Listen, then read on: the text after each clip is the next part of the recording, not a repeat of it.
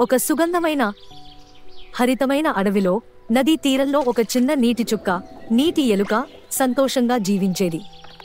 నీటి చుక్కకు నిర్మాణ పనులు చాలా ఇష్టం. దాని సౌకర్యవంతమైన కట్టేలు ఎప్పుడూ శుభ్రముగా, బలంగా ఉండేవి. ఒక సూర్యకాంతి ఉదయం నీటి ఎలుక మట్టి సేకరిస్తుండగా నది పార్శ్వం నుండి ఆందోళనతో కూడిన శబ్దాలు విన్నది.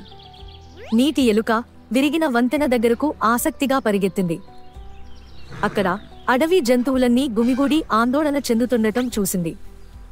వంతెన కూలిపోయింది మరియు ఎవరూ దాటలేకపోయారు. పక్షులు భయంతో ఎగిరిపోయాయి, ఉడుతలు కబుర్లు చెప్పుకున్నాయి మరియు జింకలు కూడా భయంతో ఉన్నాయి. అయ్యో, ఇప్పుడు మనం ఎలా దాటబోతాం అని ఒక చిన్న నక్క అడిగింది. నీటి ఎలుక ధైర్యంగా చెప్పింది, భయపడకండి, నేను వంతెనను మరమ్మతు చేస్తాను. అన్ని జంతువులు ఆసక్తిగా చూశాయి. నీటి ఎలుక మట్టిని చేతిలో తీసుకుని దండాలను కట్టి ప్రతి చెక్కుకండిని జాగ్రత్తగా ఉంచింది.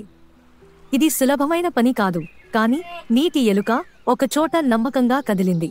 కొన్ని గంటల తర్వాత వంతెన మళ్లీ బలంగా, సురక్షితంగా నిలిచింది. జంతువులు ఒక్కొక్కరు సురక్షితంగా వంతెన దాటారు. అందరూ చేతుల తొక్కి కష్టపడ్డ నీటి ఎలుక అభినందనలు తెలిపారు.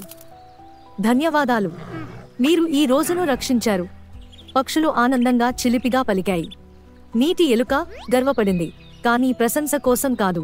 అది తన మిత్రులకి సహాయం చేసినందుకు సంతోషంగా ఉంది. ఆ రోజు అడవి నవ్వులు, ఆనందంతో నిండింది. అందరూ తెలుసుకున్నారు, చిన్న జీవులు కూడా ధైర్యంతో, దయతో పెద్ద పనులు చేయగలవు. ఇతరులకు సహాయం చేయడం ఎల్లప్పుడూ లాభదాయకం. కఠినమైన శ్రమ మరియు దయ పెద్ద మార్పులు తీసుకురాగలవు.